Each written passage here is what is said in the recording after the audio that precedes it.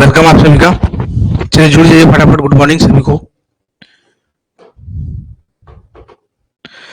आ जाइए।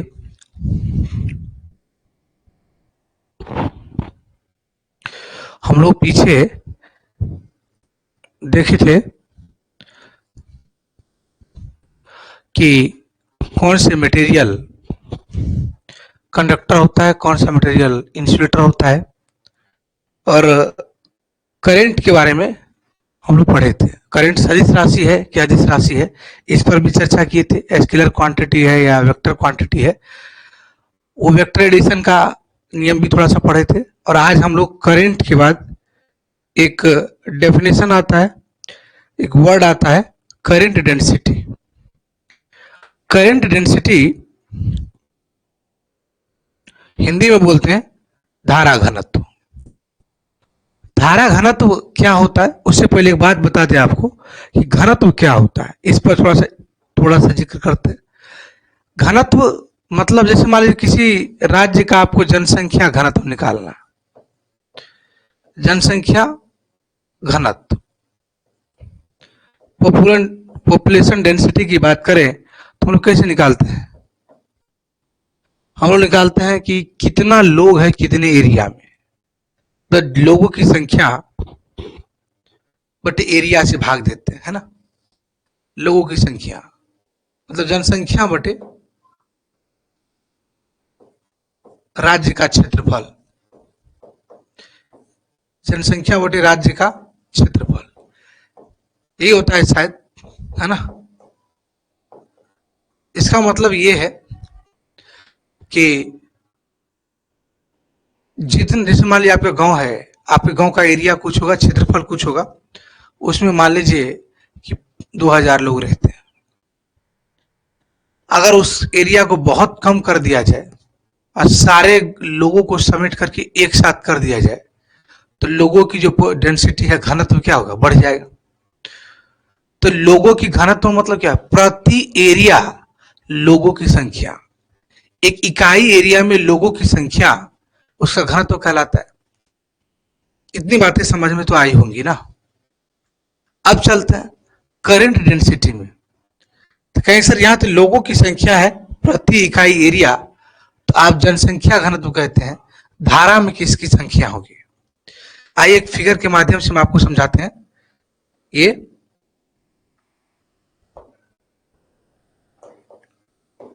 ये देखिए एक तार है, ठीक है। इस तार को देखिएगा, एक तार है, धारा जब बहती है तो हम लोग डेफिनेशन देते हैं कि करंट जो है वो इलेक्ट्रॉन के सतत प्रवाह को हम लोग क्या बोलते हैं, विद्युत धारा बोलते हैं। करंट इलेक्ट्रॉन के विद्युत धारा, सॉरी, इलेक्ट्रॉन के सतत प्रवाह को क्या बोलते हैं, विद्युत धारा बोलते हैं। अच्छा एक बात बताइए, यहां पर ये तार है और ये तार का मोटाई है, तार की मोटाई है। तार जब जाएगी तो इसका एक क्रॉस सेक्शन एरिया होता है। क्रॉस सेक्शन एरिया मतलब समझते हैं आप लोग ना, अनुप्रस्थ काट का क्षेत्रफल। ये आपका मान लीजिए कितना है, पाई आर स्क्वायर, यही होता है ना, पाई आर स्क्वायर, ठीक है।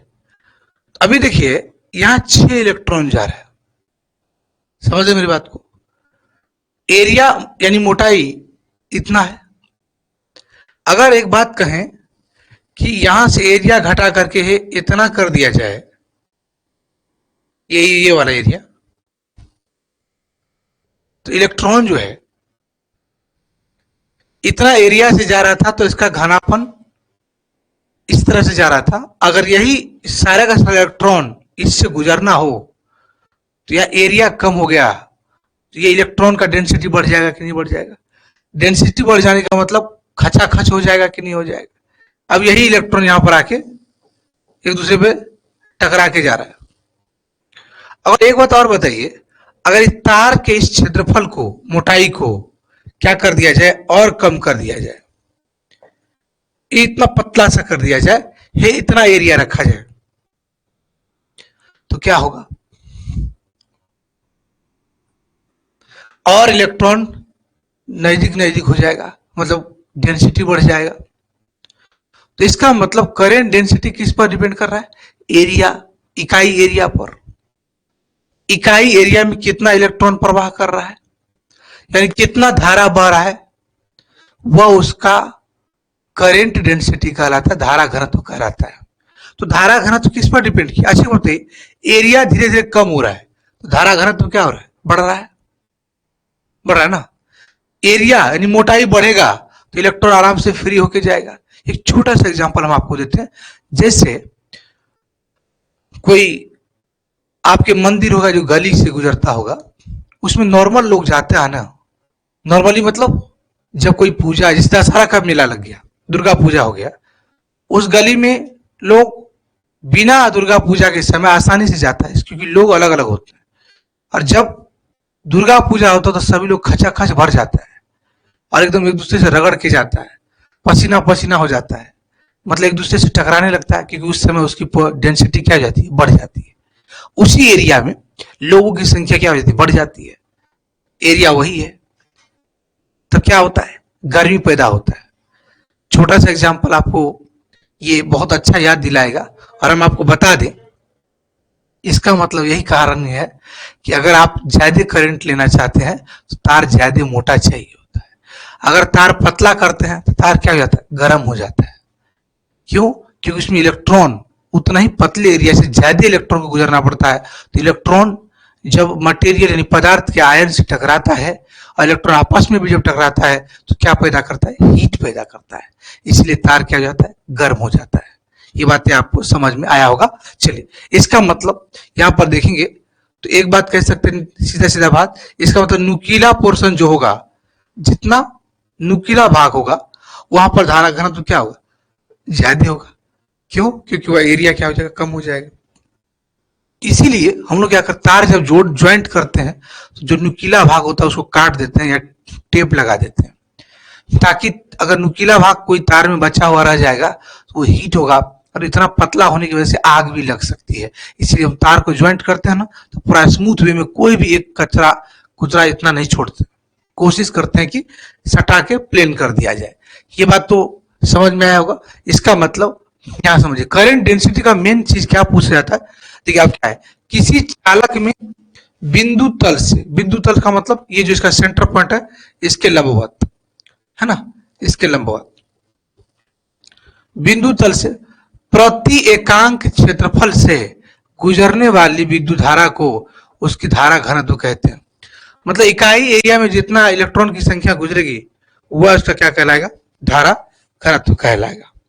अब जरा सोचिएगा, अब इकाई एरिया में प्रति इकाई एरिया धारा की मान की बात करें तो सबसे पहले बता दें कि करंट डेंसिटी जो है उसको हम सूचित करते हैं क्या? जे से। किससे करते हैं?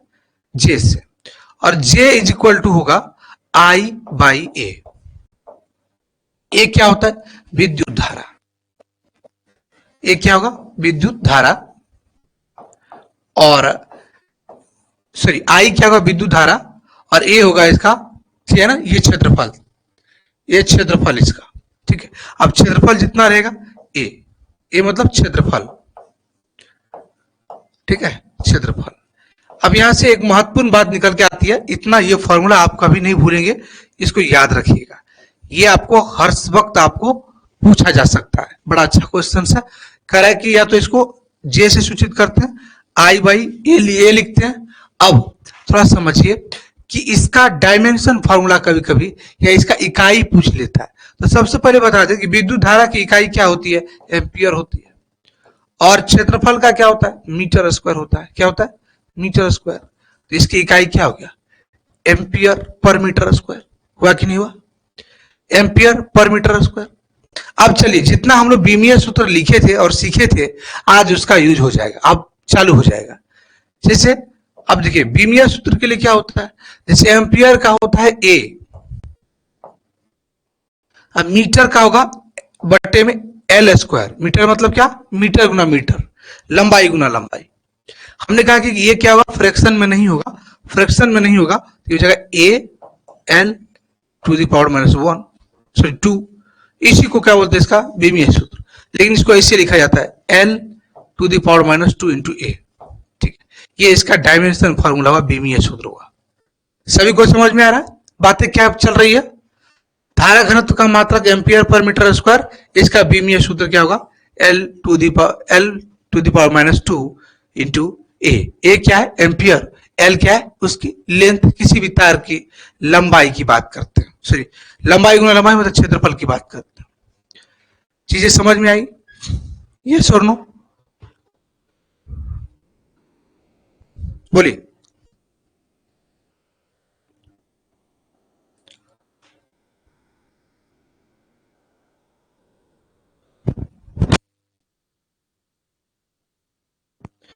चले, अब इसके बाद करंट डेंसिटी के बाद आपका यहां पर करंट तो बात कर ली है।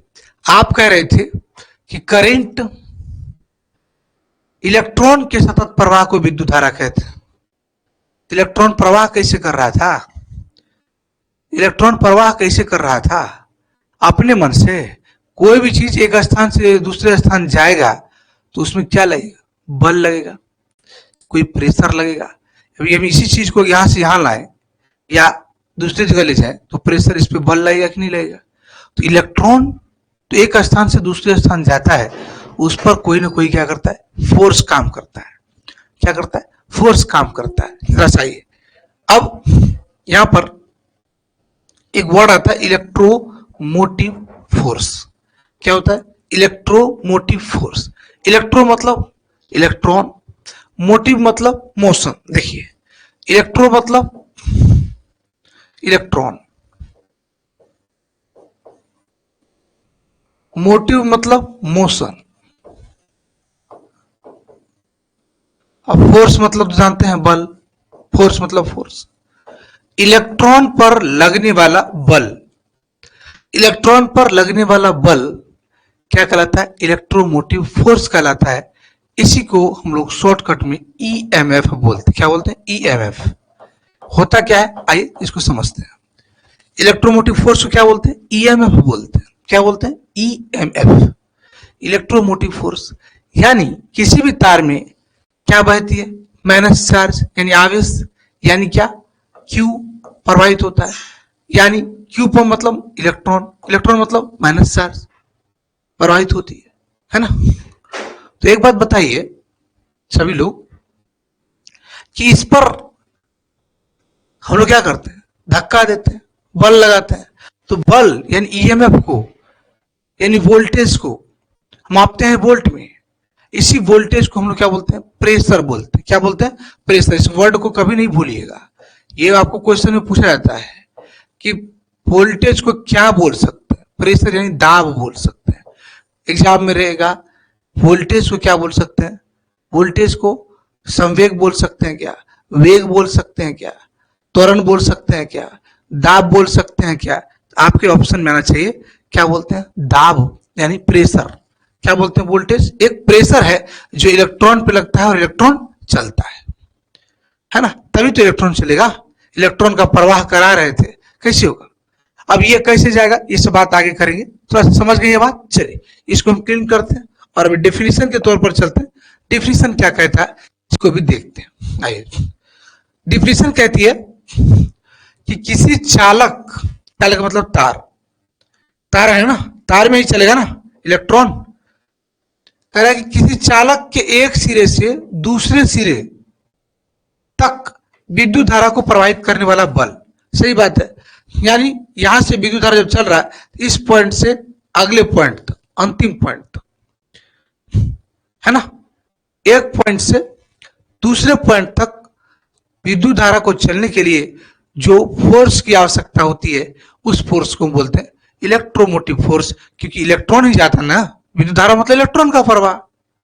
इलेक्ट्रॉन पर लगने वाला फोर्स क्या कहलाता है? Electromotive force. इसको मापते हैं किसमें? हम लोग वोल्ट में मापते हैं। किसमें मापते हैं? वोल्ट में। ये क्या है? एक फोर्स है। फोर्स यानी एक प्रेशर है, दोनों बात, बल, फोर्स यानी प्रेशर। ठीक है, इसे कहते हैं इलेक्ट्रोमोटिव फोर्स। यानी इलेक्ट्रोमोटिव फोर्स, इसमें जब हम लोग इसे डिनोट करते हैं तो कैपिटल ई से करते हैं। ईएमएफ लिखे थे ना, क्या लिखे? ईएमएफ, तो कैपिटल ई से डिनोट करते हैं। ईएमएफ को कैपिटल ई द्वारा प्रदर्शित करते हैं और किस में मापते हैं? वोल्ट में मापते हैं। अब एक बात आता है ईएमएफ की बात, ये तो फोर्स है, लेकिन कितना फोर्स, जैसे माने ये इतना इलेक्ट्रॉन है, इतने इलेक्ट्रॉन को एक पॉइंट से इस पॉइंट तक लाने के लिए कितना फोर्स लगेगा, उस टोटल फोर्स को हम लोग क्या बोलते हैं, वोल्ट बोलते हैं। आइए थोड़ा सा आगे बढ़ते हैं, थोड़ा सा देख लीजिए इसको। अब चलते हैं थोड़ा सा आगे। कह रहा है कि एक होता है विद्युत विभव, इलेक्ट्रिक वोल्टेज या इलेक्ट्रिक पोटेंशियल भी आप कह सकते हो। इलेक्ट्रिक वोल्टेज सेम कहानी, लेकिन वहां पर केवल और केवल हम लोग बात कर रहे थे ना, तो वहां केवल इलेक्ट्रॉन पर लगने वाला बल है एक प्रकार का, उसे हम लोग ईएमएफ कहते हैं। लेकिन इस बार देखिए क्या हो रहा है, एक स्थान से दूसरे स्थान तक जो इलेक्ट्रॉन जा रहा था, तो उसमें टोटल कितना ईएमएफ खर्चा हुआ, उस टोटल ईएमएफ को हम लोग क्या बोलते हैं, वोल्टेज बोलते हैं। जाइए, ये है मिस्टर वोल्टेज। क्यों ना मिस्टर वोल्टेज, ये है तार। करंट या विद्युत धारा की बात करें, उसका मतलब क्या होता है, उसका मतलब होता है कि अगर इलेक्ट्रॉन एक पॉइंट से दूसरे पॉइंट तक चला जा रहा है, बह रहा है, तो वो क्या कहलाता है, विद्युत धारा कहलाता है। अब एक बात सुनिए, इलेक्ट्रॉन यहां है, पहुंचाना यहां है, तो कार्य करना पड़ेगा, वर्क करना पड़ेगा ना। तो इलेक्ट्रॉन का मतलब यहां है, इलेक्ट्रॉन पे क्या होता है, आवेश। क्यू, आवेश की मात्रा को किसे सूचित करते हैं, क्यू से। ये तो आवेश है ना, चार्ज है ना। जब इकाई चार्ज को या इकाई आवेश को एक स्थान से दूसरे स्थान तक ले जाने में किया गया कार्य क्या कहलाता है, वोल्टेज कहता है। प्रति इकाई, कितना, प्रति इकाई किया गया कार्य। अब आराम से समझिएगा, एक परिभाषा होता था, पहले हम लोग पढ़ते थे 10वीं क्लास में, तो वोल्टेज का परिभाषा होता था कि किसी एक इकाई आवेश को अनंत से एक निश्चित स्थान तक लाने में किया गया कार्य क्या कहलाता है, वोल्टेज कहलाता है। अनंत क्या होता है, कोई जगह है ना, जैसे समंदर से एक लोटा पानी निकाल लीजिए, तो समंदर के पानी और एक लोटा पानी में समंदर का पानी क्या अनंत होगा। अनंत का मतलब कोई आयतन होगा ना उसका, भले हम लोग नहीं मेजरमेंट कर पा रहे, होगा कि नहीं होगा, यही कह रहे हैं यहां पर। देखिए सबसे महत्वपूर्ण बात, बहुत अच्छा क्वेश्चन आपको बनेगा यहीं से, कि इकाई प्रति आवेश, प्रत्येक आवेश पर लगाया गया या किया गया वर्क की बात करते, यानी वोल्टेज जो होता है V बराबर होता है W बटे Q। W क्या होता है, W होता है किया गया कार्य, किया गया कार्य, वर्क डन बटे आवेश। देखिए बाबू, परिभाषा और भाषा तो याद कर लेंगे आप, लेकिन जो कहानी बनती है ये वर्क का किया गया कार्य, कार्य की जो इकाई होती है, कार्य को मापते हैं जूल में। किस में मापते हैं हम लोग, जूल में मापते हैं। और आवेश को हम लोग बताए थे किस में मापते हैं, कूलॉम में मापते हैं, है ना। तो यहां पर यह बात कह सकते हो कि वोल्टेज का इकाई यूनिट होता है जूल पर कूलॉम। इसी जूल पर कूलॉम के बारे में एलिसांद्रो वोल्टा साहब बताएं, तो उसके सम्मान में हम लोग जूल पर कूलॉम को क्या बोलते हैं, वोल्टेज बोलते हैं। क्या बोलते हैं, वोल्ट बोलते हैं। क्या बोलते हैं, वोल्ट। यानी एक, याद रखिए, V बराबर ऐसे भी लिख सकते हो कि वोल्टेज V बराबर होता है जूल, मतलब एक जूल कार्य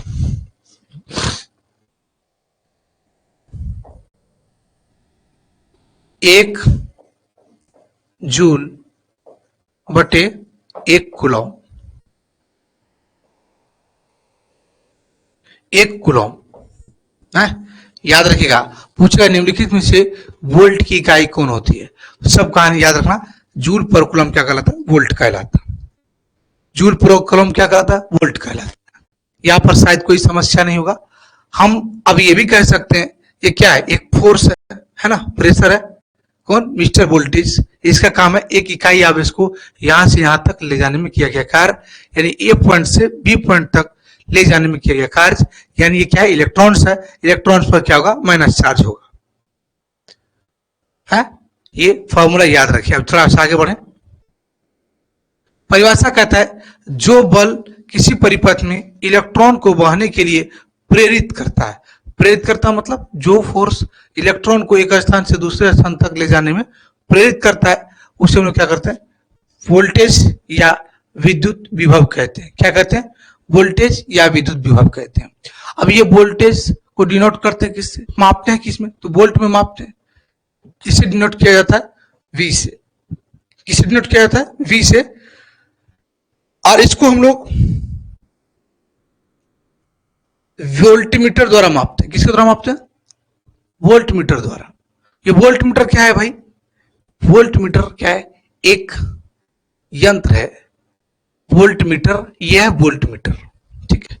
और ये वोल्टमीटर जो है, ध्यान से सुनिएगा, ये वोल्टमीटर कैसे लगाते हैं किसी सर्किट में? ये वोल्टमीटर लगाते हैं हम लोग पैरेलल में। पैरेलल मतलब समांतर में। समांतर का मतलब ये होता है ना, जैसे किसी मीटर को या किसी, ये देखिए एक पॉजिटिव तार है यहां और एक निगेटिव है। ध्यान से सुनिए, ये पॉजिटिव है और ये निगेटिव है। इधर देखिए ना, पॉजिटिव और निगेटिव।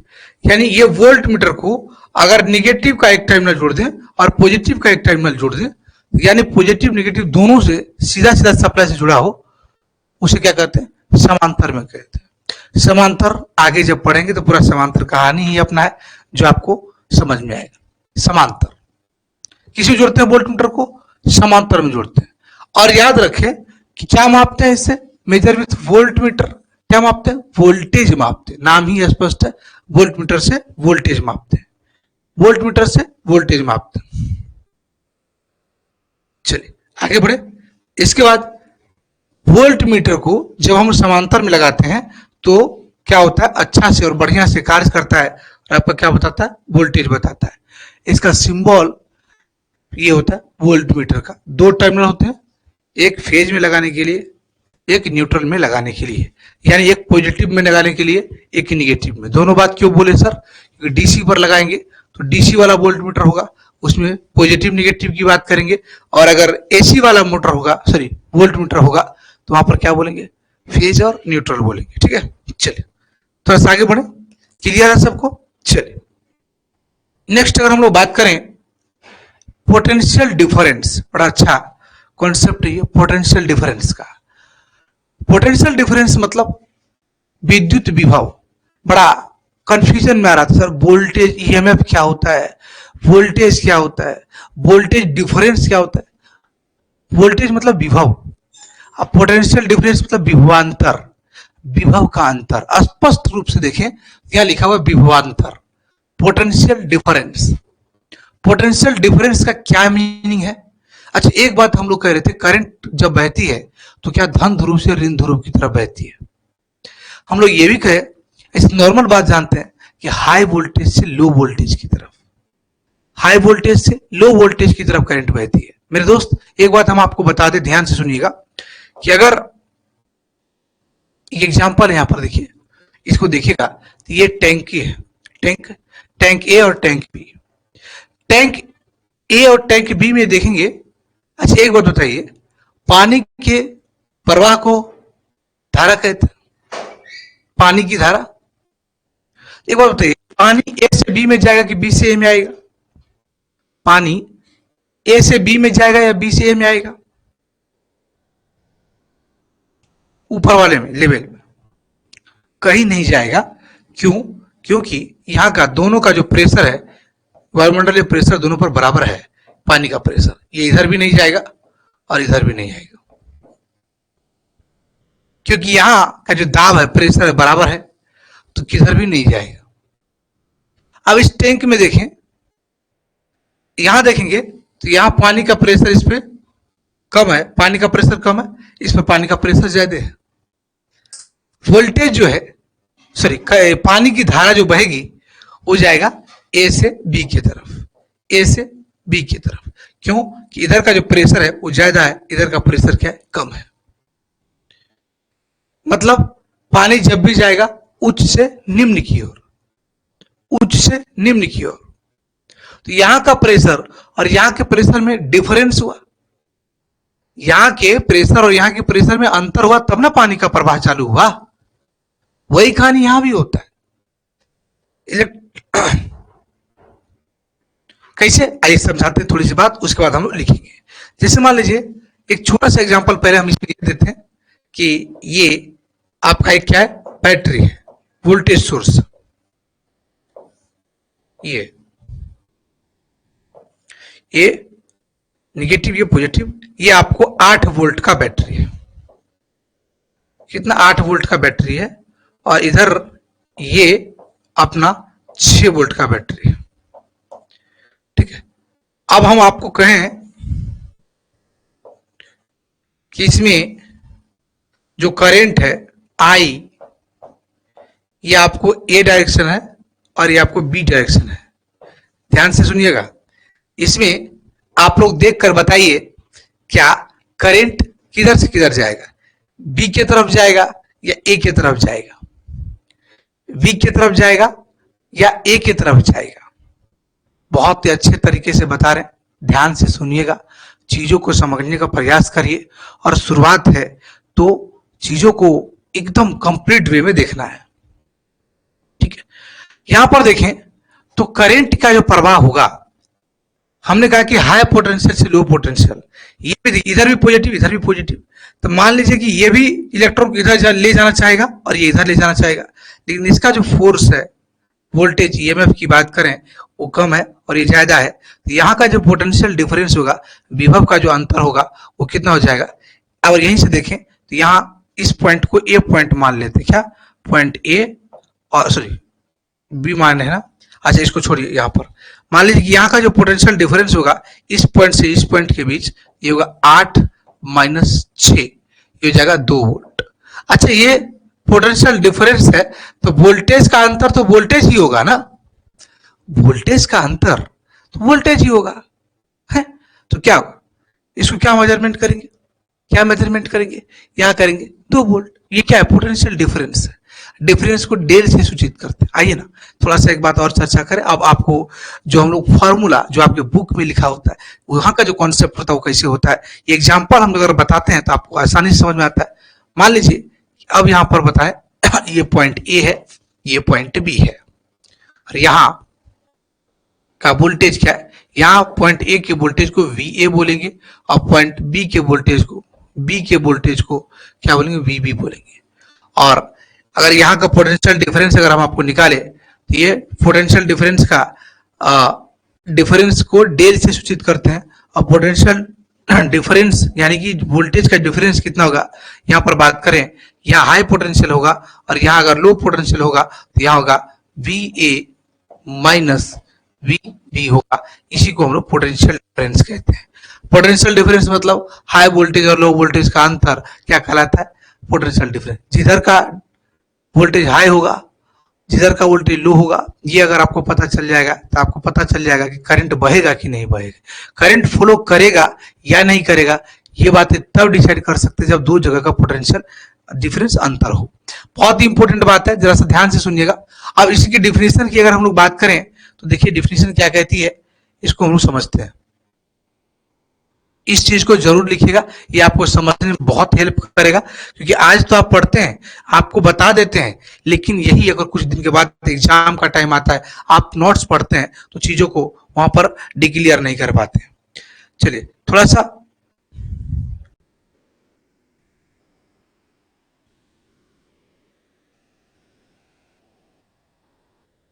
देखिए, कह रहा है कि ये करंट जब भी बहती है, चाहे वोल्टेज या करंट जब भी चलेगी तो किस में चलेगी, ये बात तो आपको बताएं, ये जब भी चलेगी तो बंद परिपथ में चलेगी।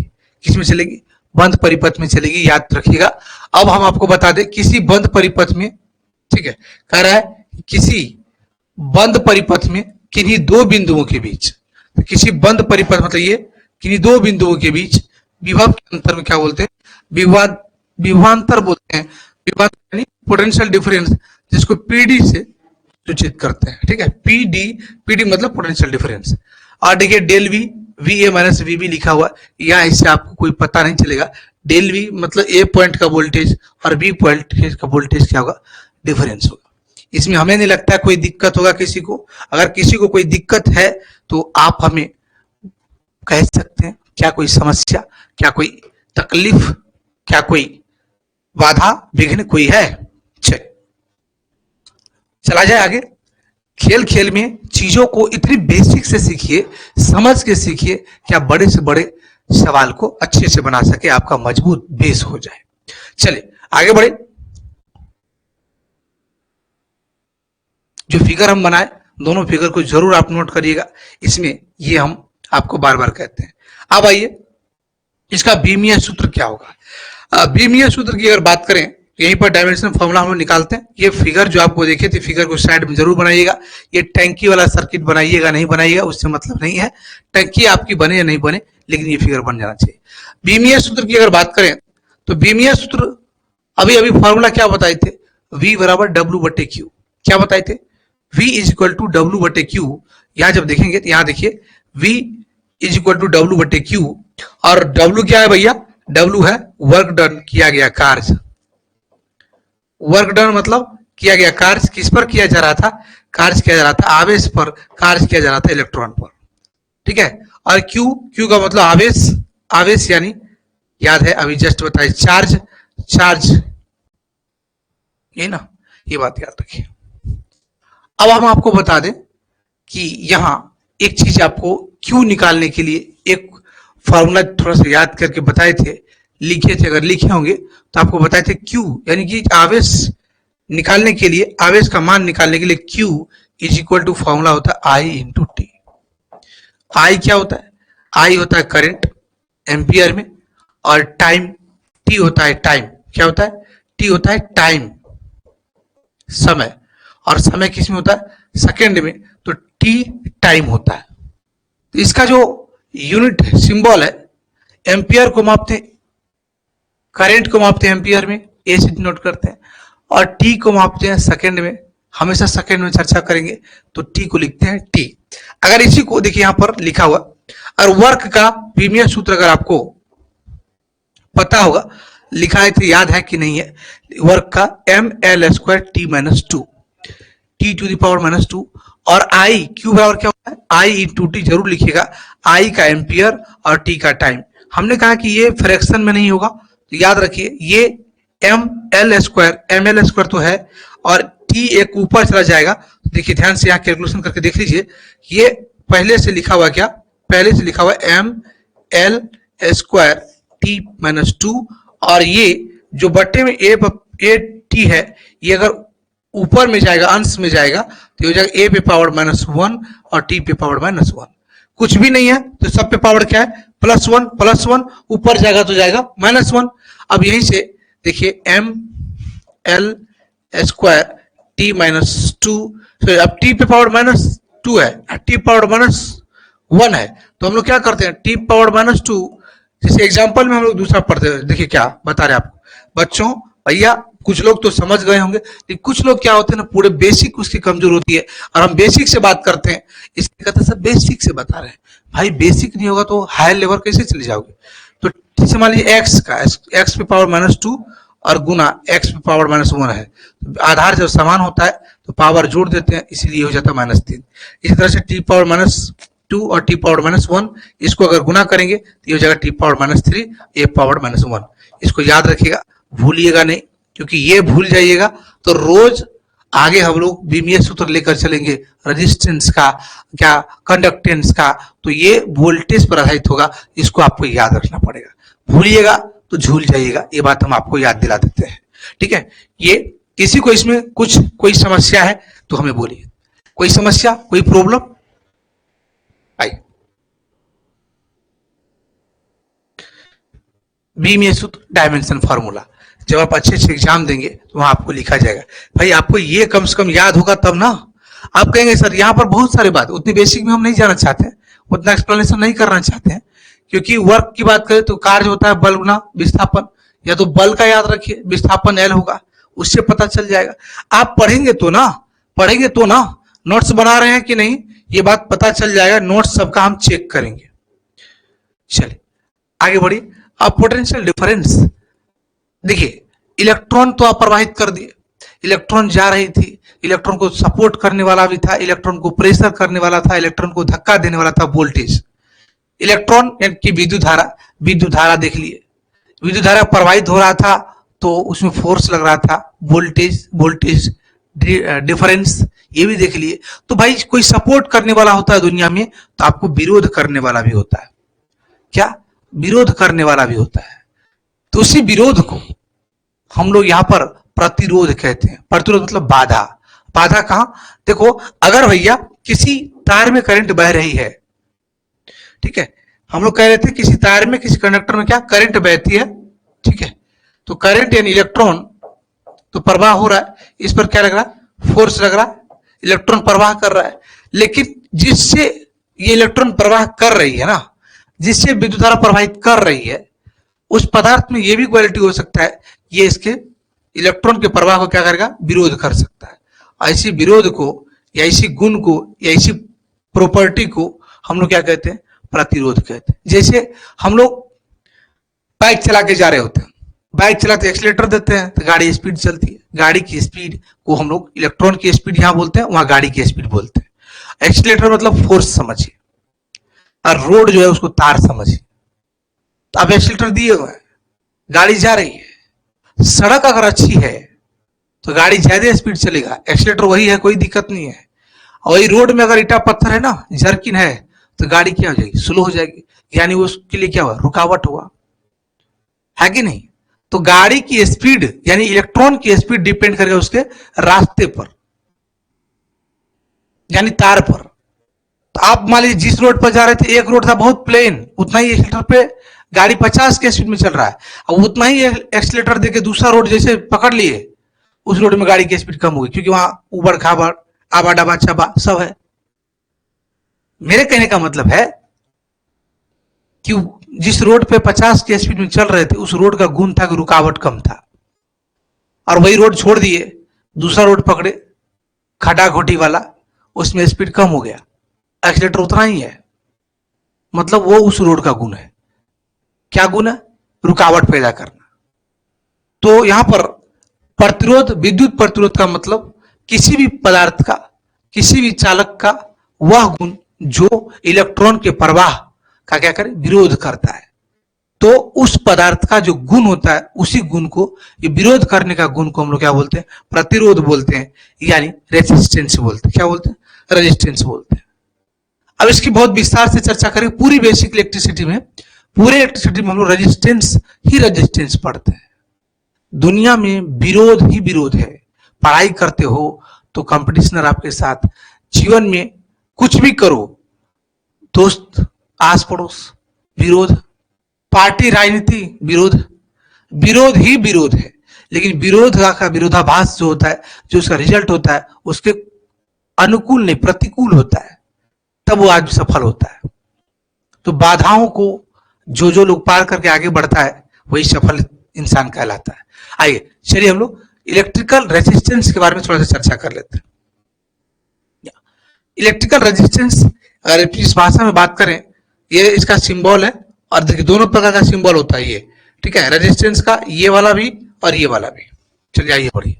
कह रहा है कि चालक का वह गुण जो इलेक्ट्रिक करंट के बहाव में रुकावट डाले, जो इलेक्ट्रिक करंट के बहाव में रुकावट डाले, वो वह गुण जो होता है, उस पदार्थ, जो पदार्थ जितना रुकावट डालता है, वह उसका उतना प्रतिरोध उस पर्सनल पदार्थ का होगा।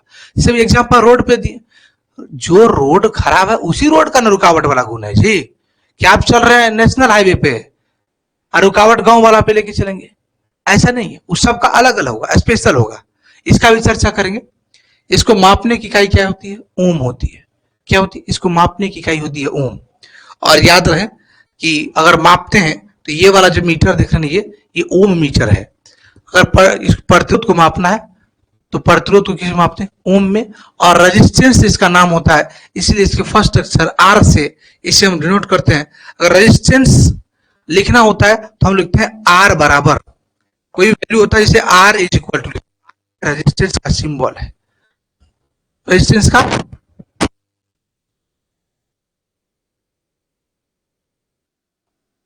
क्या होता है? सिंबल होता है। अब बताइए, और मापते हैं किसमें, ओम में, और ओम का सिंबल ये होता है, ठीक है। ये जॉर्ज साइमन ओम के खोज किए हुए गुण है।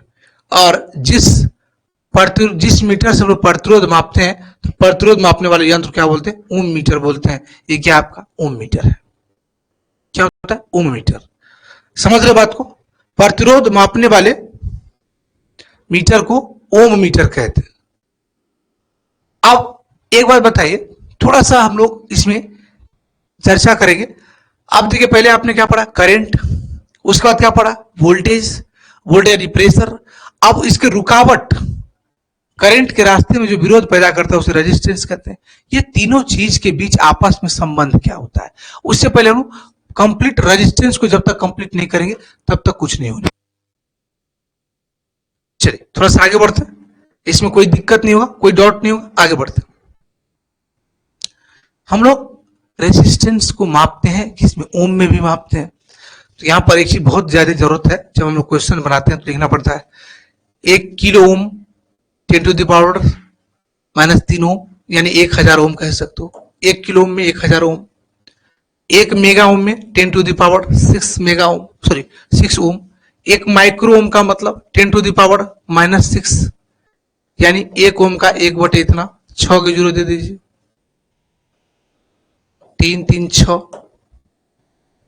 1 milli ohm 10 to the power -3, ये याद रखना आप, ठीक है। ये आपको क्वेश्चन बनाते समय आपको काम देगा। समझ रहे मेरी बात को, क्लियर वे में। ये रेजिस्टेंस को माप सकते हैं आप इसमें। इसके बाद हम लोग लॉ ऑफ रेजिस्टेंस देखेंगे। लॉ ऑफ रेजिस्टेंस यानी प्रतिरोध का नियम। ये जो रुकावट डालता है तो कहां कितना रुकावट डालता है, रुकावट डालेगा तो क्या होगा, रुकावट किन किन बातों पर निर्भर करती है, सड़क पर निर्भर करती है कि गाड़ी के एक्सीलेटर पर निर्भर कर सकता है कि एक्सीलेटर खूब देगा गाड़ी में, चक्का जाम है कि नहीं। ये सारी बातों पर ध्यान देना है आपको। तो इसको फिलहाल अभी स्टार्ट नहीं कर सकते, नेक्स्ट लेक्चर में इसको देखेंगे हम लोग, नेक्स्ट क्लास में, क्योंकि ये थोड़ा सा लंबा है टॉपिक। तो इसको जो स्टार्ट करेंगे तो बहुत तरीके से हम लोग सीखेंगे, कुछ क्वेश्चंस भी यहीं पर चालू हो जाएगा, लागू करेंगे हम लोग, ठीक। तो आज इतना ही छोड़ते हैं, क्योंकि इसके बाद थोड़ा क्लास भी है, ठीक। चलिए आज अच्छा बताइए आप लोगों को इसमें क्या डाउट है, वाटर लेवल सेम है। चलिए कुछ शशि रंजन जी, विजय कुमार जी बताइए, आप तुम लोग बहुत एक्टिव रहते हैं, हमें अच्छा लगता है, बताइए आप लोग कोई दिक्कत नहीं है ना। देखिए पढ़ने वाले दुनिया में कितने लोग हैं इससे हमें कोई मतलब नहीं है, ठीक है। हम अपना काम करते हैं और लोगों को किसी को घर से नहीं ला सकते। आप देखेंगे तो इसमें अभी अभी स्टार्ट जो हुआ 132 लोगों का क्लास स्टार्ट हुआ है। इसमें कितने लोग हैं, बहुत कम लोग। अब वो लोग जग ही नहीं पाते, बताइए। वो कहेगा बाद में पढ़े, कंटिन्यू रूटीन बना के पढ़ते हैं, सर 9 बजे पढ़ते 10 बजे पढ़ो यार। प्रॉब्लम होगा तो कौन बताएगा, वहां प्रॉब्लम होगा तो कौन बताएगा, प्रॉब्लम तो यहां सॉल्व करोगे ना यार। चलिए ठीक है, थैंक यू। जो लोग सफल, देखिए उम्मीद हमें पूरी दुनिया पर नहीं होती है, कुछ ही लोगों पर होता है जो हमें कुछ दे सकता है और अपने आप को, परिवार को, समाज को दे सकता है। कहते हैं कि दुनिया में काम बहुत है, खोजोगे तो मौकाम बहुत है, लेकिन सिकंदर वो कहलाता है मेरे दोस्त जो जीतता है। सिकंदर वो कहलाता है जो जीतता है, वरना दुनिया में कोशिश करने वाले इंसान बहुत है। तो कोशिश ऐसे करते थे, रेंगते रहते हैं, कुछ होने वाला नहीं होता है। कुछ नहीं करेगा तो माँ बाप को ब्लेम देगा, कुछ नहीं करेगा तो शिक्षक गुरु को भी ब्लेम देगा, और जो गुरु और माँ बाप को ब्लेम दे सकता है, आप समझ ही सकते हैं उसके लिए क्या कर सकता हो। हाँ वहां पर A to B है, सर्किट में करंट A से B लिखा हुआ है वहां पर। चलिए ठीक है, मिलते हैं आप लोगों से।